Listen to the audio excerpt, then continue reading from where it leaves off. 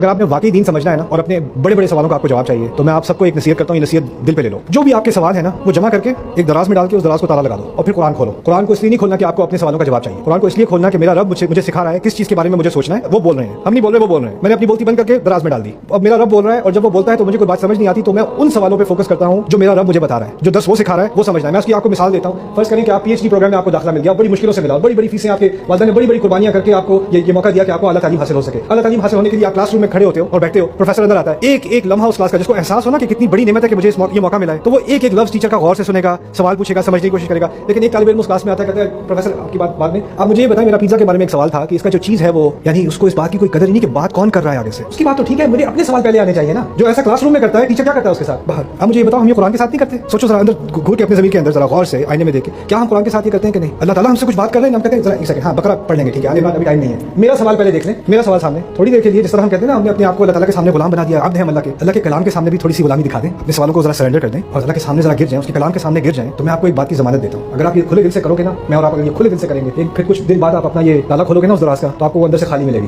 کچھ نہیں رہا ہوگا اس میں۔